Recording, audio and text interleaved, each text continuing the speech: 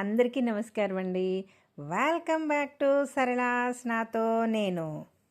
ఈరోజు మనము కార్తీక పురాణంలోని 10వ అధ్యాయం విందాము. ఇందులో అజామిళుని పూర్వజన్మ వృత్తాంతము తెలుసుకుందాము. జనకుడు వశిష్ఠుల వారిని గాంచి, మునిశ్రేష్ఠ, ఈ అజామిళుడు ఎవరు? అతని పూర్వజన్మం ఎటువంటిది? పూర్వజన్మంబున ఎట్టి పాపములు చేసి ఉండెను? ఇప్పుడు ఈ విష్ణుదూతులు వైకుంఠమునకు తీసుకొని పోయిన తరువాత ఏమి జరుగును? వివరించవలసినదిగా ప్రార్థించెను. అంత నా మునిశ్రేష్ఠుడు జనక మహారాజును గాంచి ఇట్లు పలికిను. జనక, అజామిళుని విష్ణుదూతలు వైకుంఠమునకు తీసుకుపోయిన తరువాత యమకింకరులు తమ ప్రభువకు యమధర్మరాజు కడకేగి, ప్రభు, తమ ఆజ్ఞ ప్రకారము అజామిళుణ్ణి తీసుకుని వచ్చుటకు వెళ్ళగా అచ్చుటకు విష్ణుదూతులు కూడా వచ్చి మాతో వాదించి అజామిళుణ్ణి విమానమెక్కించి వైకుంఠమునకు తీసుకుని పోయిరి. మేము చేయనిది లేక చాలా విచారించుచూ ఇచ్చుటకు వచ్చినారము అని భయకంపితులై విన్నవించుకొనిరి. ఎంత పని జరిగిను, ఎప్పుడూ ఇట్టి విధముగా జరిగి ఉండలేదే, దీనికి బలమైన కారణం ఏదైనా ఉండి ఉండవచ్చును అని యముడు తన దివ్య దృష్టితో అజామిళుని పూర్వజన్మ వృత్తాంతమును తెలుసుకుని, ఓహో, అది ఆ సంగతి అని అవసాన కాలమున నారాయణ అని వైకుంఠవాసుని స్మరణ చేసి ఉండెను. అందులకు గాను విష్ణుదూతులు వచ్చి వానిని తీసుకొని పోయిరి. తెలియక గాని తెలిసిన గాని మృత్యు సమయమునగా హరినామ స్మరణ ఎవరు చేయుదురో వారికి వైకుంఠ ప్రాప్తి తప్పక కలుగును. కనుక అజామిళునకు వైకుంఠ ప్రాప్తి కలిగిన కదా అని అనుకొనెను.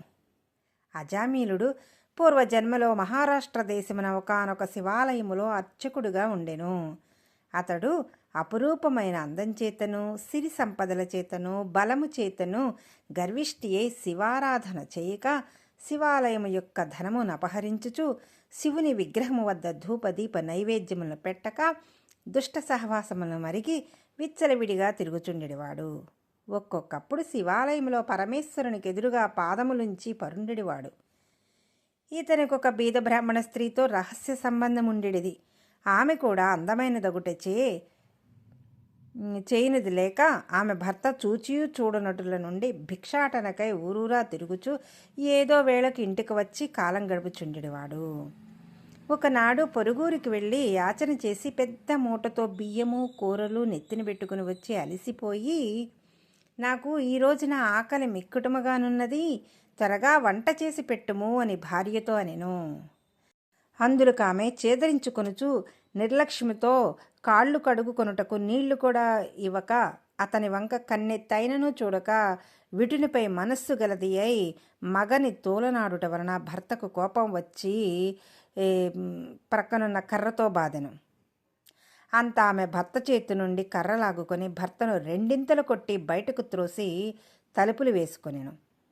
అతడు చేయనిది లేక భార్యపై విసుగు జనించుట వలన ఇక ఇంటి ముఖము పట్టరాదని తలపోసి దేశాటనకు వెడలిపోయెను. భర్త ఇంటి నుండి వెడలిపోయిన కదా అని సంతోషించి ఆమె ఆ రాత్రి బాగా ముస్తాబై వీధి అరుగుపై కూర్చుండి ఉండగా ఒక చాకలివాడు ఆ దారిని పోవుచుండెను. అతనిని పిలిచి, ఓయి, నీవీ రాత్రి నాతో రతిక్రీడ సలుపుటకు రమ్మని కోరెను.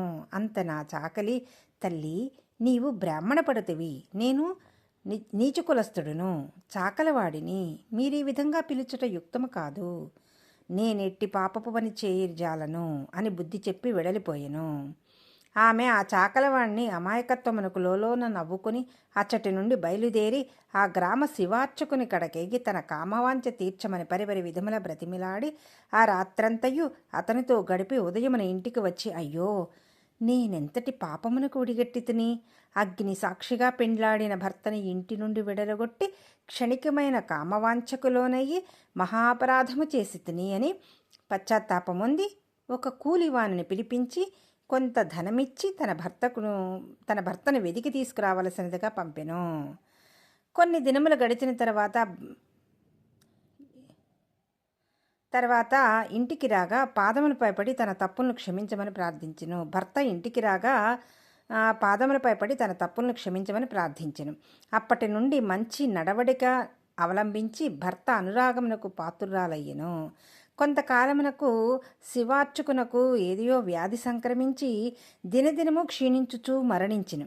అతడు రౌరవాది నరక కూపములబడి నానా బాధలు పొంది మరలా నరజన్మమెత్తి సత్యవ్రతుడైన బ్రాహ్మణోత్తమునకు కుమారుడై కార్తీక మాసమున నదీ స్నానము చేసి దేవతా దర్శనము చేసి ఉండుట వలన నేడు జన్మముల పాపములు నశించుట చేత అజామీలుడై పుట్టెను. ఎప్పటికీ తన అవసాన కాలమున నారాయణ అని శ్రీహరిని స్మరించుట వలన వైకుంఠమునకు పోయెను. బ్రాహ్మణుని భార్యయగు ఆ కామిని కూడా రోగగ్రస్తురాలై చనిపోయెను. అనేక యమయాతనలను అనుభవించి ఒక మాలవాని ఇంట జన్మించెను. ఆ మాలవాడు ఆ పిల్ల జన్మరాశి చూపించగా తండ్రి గండమున పుట్టినదని జ్యోతిష్కుడు చెప్పెను. మాలవాడ శిశువుని తీసుకొని పోయి అడవి యందు వదిలిపెట్టెను. అంతలోనొక విప్రుడు ఆ దారిన పోవచ్చు పిల్ల ఏడుపు విని జాలి కలిగి తీసుకొని పోయి తన ఇంట దాసికిచ్చి పోషించెను. ఆ బాలికనే అజామీలుడు ప్రేమించెను. వారి పూర్వజన్మ వృత్తాంతం ఇదియే. నిర్మలమైన మనస్సుతో శ్రీహరిని ధ్యానించుట, దాన ధర్మములు, శ్రీహరి కథలను ఆలకించుట, కార్తీక మాస స్నాన ప్రభావముల వలన ఎటువంటి వారినైనను మోక్షమొందగలరు.